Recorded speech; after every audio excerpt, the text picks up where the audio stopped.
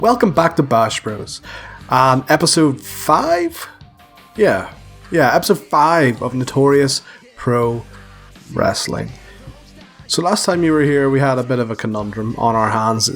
Pretty much that the way our product was set up was meaning that for us, or for our matches to be considered important, they had to be like 20 minutes long. I kind of ran a few ideas out loud, or around in my head. So one of them was that we were going to change our product overall. So at the minute our product is East meets West. As you can see, I haven't done that. So the reason I haven't done that is because although I was able to find a couple of products that would have helped the situation, the process of changing your product in this game takes a year, and it caps or hinders your gain in popularity when you're doing it. Considering that this is going to take us approximately maybe 3 years to get up to where the big boys are, the AEWs and WWE, I didn't want to hinder our popularity gain, because it's going to take long enough as is. So I didn't do that. My other idea was that make our weekly TV show Wanted, make that a hour and a half long. So the minute we're sitting at 1 hour, and I was like, oh sweet, we'll make it an hour and a half long. Yeah, YouTube was like, no, that's too long. Because you know the way that YouTube limits how many, or the length of time your video can be. Not like there are 10-hour videos on YouTube at this very second. So didn't do that either.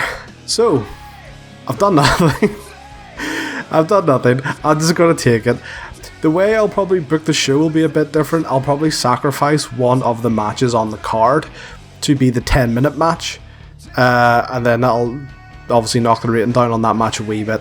And then the other two matches, because the minute we're booking 3 matches a show, will be 20 minutes. That will leave us with about 15 minutes of promo time. 10 to 15 minutes of promo time. The way that we can kind of overrun by 5 minutes. So that's the plan.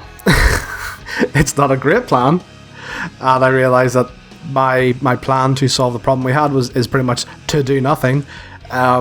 But for the sake of the series, I kind of thought it's a nice wee challenge for us to overcome until we can kind of get more popular enough that YouTube will either let us kind of expand our time slot to an hour and a half.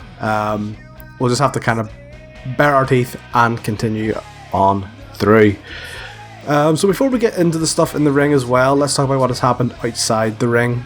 The only other thing really on our side, on a Notorious Pro Wrestling side, is we have... Nope, not that one. We have signed, obviously, last time you were here, we had a couple of people. Penta was pending, the NIC were pending, Ken Malmsteen was pending, Carlos Roma. All these guys are signed with us, there was no issues there. Actually, one last thing, which I'll show you once we kind of get into our booking screen here now, is I actually went and added a couple more venues for Ireland. So across Ireland and Northern Ireland, I added a couple more venues into the database, just because Ireland only had like 3 or 4 venues, and I guess it's because the guys who made this mod aren't from Ireland or from the UK. In Ireland, like, you've got like the RDS Arena, which is outside, but it's a massive rugby stadium. You know, you've got the Odyssey Arena, which wasn't in this before. The Odyssey Arena is possibly the biggest indoor venue in Northern Ireland.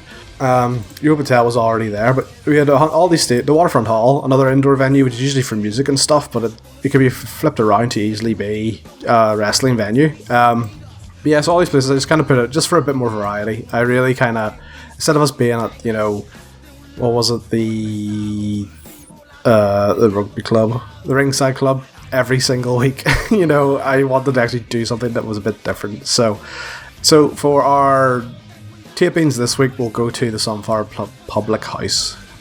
And yep, so I will see you on the other side once I book the oh, sorry, before I go, no, okay, sweet. So yes, I will see you on the other side once I book the show. And we are back. So we are on the other side now of me booking this show. So I've done a little bit of experimenting, I suppose is the best way to describe it. So Ace Austin and Kenny Williams versus the Filthy Generation is 10 minutes. That's going to be the throwaway match, I suppose. But it's not as throwaway. It will be considered unimportant. The Curtis Axel versus James Drake is at 18 minutes. So I'll be able to see whether or not that will classify as long enough or not. And then the main event, Davey Boy Smith versus Zach Gibson, is set to 20 minutes, which we know is considered long enough. So we're just going to see how this plays out. But yes, let us start the show. So in the pre-show, or in the dark matches, in the Block B of the P12, Grado versus James Storm. That's fine, I booked it as 15 minutes, I knew it wasn't going to be long enough, but it is a pre-show match, or a dark match, so I'm not too worried about that. 40 overall, Grado with a 30, and James Storm with a 51. That's really low from Grado, I'm surprised by that. I thought he would have been higher, but well, that's okay. Moving on then, Easton Reese versus Nathan Cruz. Again, I know the last one was face versus face, and this one is heel versus heel, but that's why they're on the dark matches. And that came with a 37. So Easton Reese got a 45, and Nathan Cruz got a 32. Poor Nathan Cruz, he's going to be the bitch of Block A.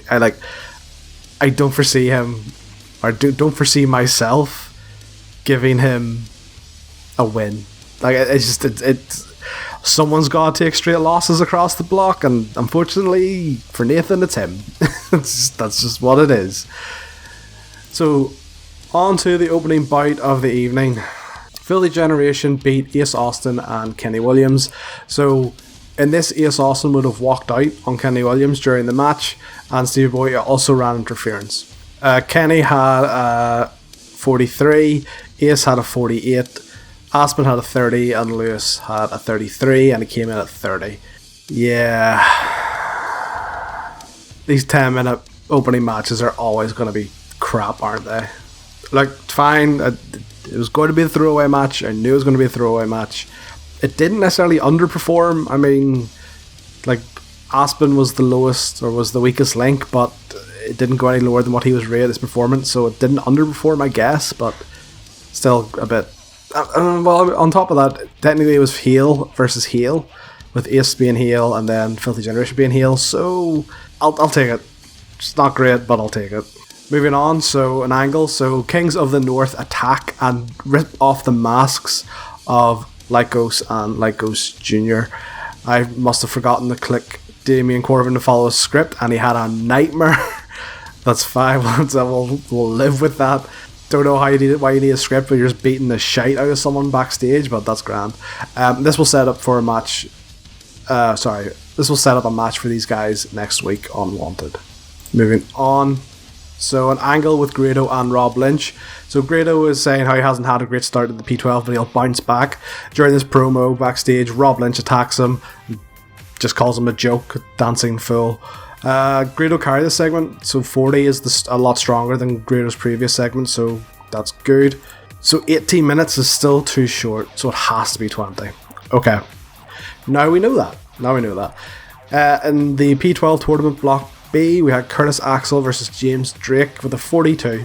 So that was pretty solid. Curtis Axel had a 44 and James Drake had a 43, so it did underperform, but that's probably just down to the match length.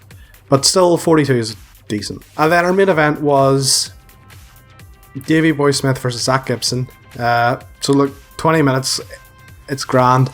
Oh, but they have bad chemistry. Oh, I could not catch a break with my main event. Okay then. So Davey Boy had a 39, Zach Gibson had a 42. That's really good from Zach Gibson, a 42 rated. But an overall 41. So even though they didn't click, it wasn't the end of the world. It was still solid and still performed kind of within the parameters of kind of what it should have been. So I'll take it. So all in all, we got a 39, which is fair, I guess. Really just missed that kind of killer promo to kind of help bump us over. I mean, Grado did well, but nothing spectacular. But overall, we got what we wanted. Popularity increased across all 14 regions. So what is the fallout then from our taping? Not an awful lot. So UK had their taping, and we got 0.01, which again is probably not going to change for a while. We'll take a wee look at the standings then for how the P12 is currently sitting. You'll probably notice that I didn't use any of the new guys because they're on pay per appearance contracts. One, they're not going to get pissy because they're not on the show because they'll be getting paid elsewhere, and two, they won't I'm not losing any money by not booking them. At the end of the day, they don't get paid unless they're on the show. So they gain experience by working elsewhere. I'm not out of money, and they're not frustrated from not getting booked, which is great. Looking then at the P12 currently standing, so we have Easton Reese, who is top of the group with 7 points. We have Doug Williams second with 6. Davey Boy Smith third with 4 points. So, as I said, my plan is probably for Doug Williams to win this. I just need to see how I'm going to get Easton Reese to drop another point or so. Like, who would be the person? Could I maybe have Judy Flair beat him with... I always, like, it's not even like a joke. Like, at this, like, I always go Fleisch, and then I'm like, is it Flash? But yeah, so like they maybe have him get a fluky flash win against Easton, and Easton just beat that crap out of him afterwards. Zach Gibson, I don't want him to have all losses, so could he maybe have a quick win against Easton Reese as well? You saw by his performance there, he had a 42, which is really solid. And then on the other side, Block B, I think it's either going to be, I'm thinking Chris Hero, possibly to win it. He's definitely the most skilled. I might just give him a complete, like, all wins, and make him seem like this absolutely, like, you know, the best wrestler in the roster sort of thing. Yeah, I think Grado might be the bitch of Block B at the end of the day, or like, it sucks to say, but like, between him not being able to go the 20 minutes and between like him not really performing as well as he should be, like that last promo he did was about 40, which is solid, but compared to the likes of Chris Hero, he can get a 40 as well, and he can go the 20 minutes.